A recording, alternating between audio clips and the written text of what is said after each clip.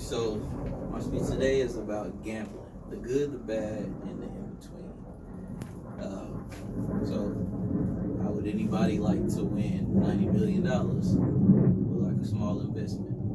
At the end of this speech, I'll tell you how you can do it. So, I'll start with the fun parts of gambling. Gambling is a fun entertainment source, and it has been a lot of studies by different scientists, schools, and other people researching it that 85% of people they gamble just for the pure entertainment. It gives off like certain blissful endorphins in your body, and you just get an excitement.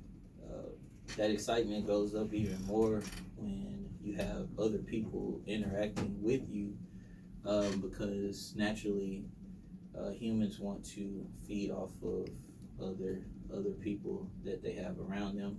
And so if somebody's excited about them winning, and you're also happen to be winning with them at whatever game you are playing, it makes it a lot easier and funner to indulge in gambling. So it can be very fun when you able to control yourself. That So that leaves about 15. That leaves 15%. They say that 10% of the rest of that population of people worldwide, they know their limits as far as gambling. They take it a little past fun, and they're willing to take risks that the 85% won't take. But that 10% still have a cutoff limit of where they would cut their limits off. Now, they said when it gets into that 5%, which is the ones that you see movies about, like Uncut Gems that I just recently seen, they get to a bad place with it where they have fun. They do it because it brings them joy, but they don't have a cutoff for it.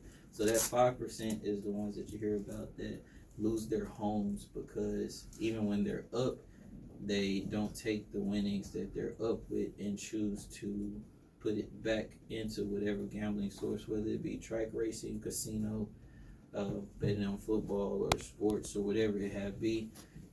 They choose to put the winnings back into it instead of taking the winnings that they have and taking a break. It's an addiction. A lot of people see gambling and they don't see it as a drug, but it's definitely a drug. But now that you know about the fun part, I'll tell you about the bad. Well, I started to tell you about the bad part, but I go more in depth with it. The bad is, like I said, you can lose homes, you lose your job. Some people have lost their job. It was a book written by Maya Sklavins, and she has Unbroken Brain, and she highlights in there about how a lot of people, when they have gambled, and studies that she's done, that they have lost their homes, lost their jobs, became homeless, and they said that they still wanted to do it, which is why they look at it identical to a drug. So with that being said, make sure that if you are going to gamble, like I said, it is fun. Just make sure you do it responsibly. Have your limits. If you're going to pull out money, then just gamble with that money. Don't go back if you do lose it all. Remember, it is just having fun at the end of the day. But if you want to win that $90 million, all you have to do is go to your local store and that sells lotto, and you could buy a $5 ticket and possibly win $90 million. Thanks for listening.